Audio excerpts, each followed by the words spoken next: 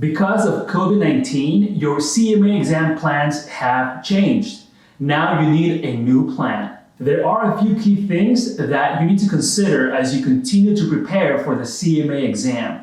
And that's something that we'll be covering in this video today. And stay until the end to discover how to get a copy of my free CMA exam cheat sheet that's helping thousands of people prepare and pass the exam. And I'm rolling out new videos every Monday again to help people like you become CMAs. So go ahead and subscribe to the show and you'll be notified when a new video goes live.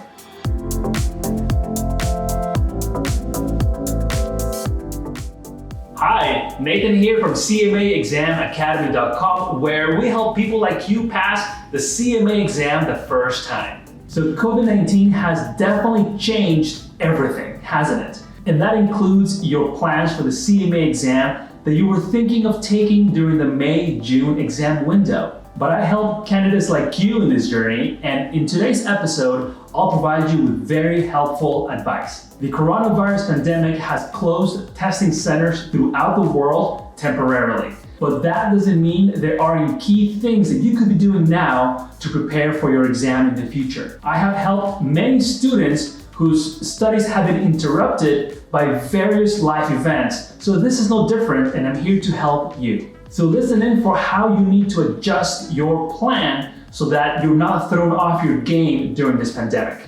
Whatever CMA path you're following, either part 1 or part 2, there's a strategic decision that you will need to make. As of this video, candidates who were scheduled for the May-June exam window have now been extended to the end of July. So now you have May, June, and July to take your CMA exam. The good news is that if you have already registered for your exam in either May or June, you will have the option to reschedule it to any date in July at no cost. But my advice is that if you plan to reschedule your exam, to go ahead and get the process started now by going on IMA's website, which is imanet.org.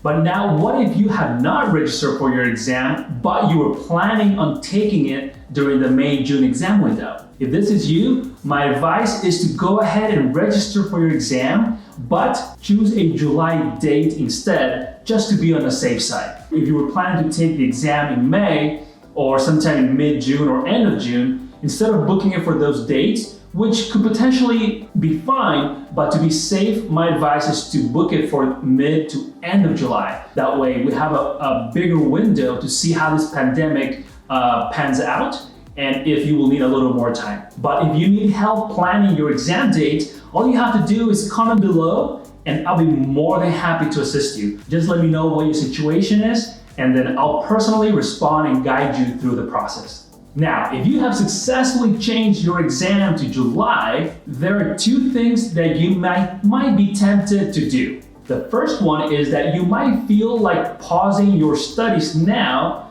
take a break, and start studying again as your test date gets closer. Or the second thing that you might be tempted to do is to actually continue with your program as is with your studies and pause or take a break from when you finish to your new exam date. Those are panic moves, so my advice is that you just lengthen your study time instead. You just got the gift of time. So the best thing you can do right now is to change your study plan, go at a slower pace, take the time to really learn the material really well. This will only help you ace the exam when the time comes. So I have a couple of questions for you to think about. First, how can you restructure your study plan so that it fits the amount of time that you have now until your new exam date? And number two, how can you set yourself up for success?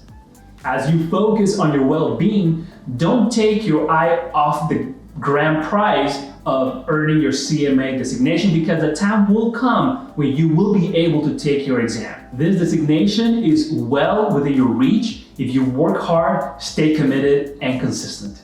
It's a very tough time right now, but it doesn't have to derail your plans to become a CMA. And I am here to help you. So this pandemic is going to keep evolving.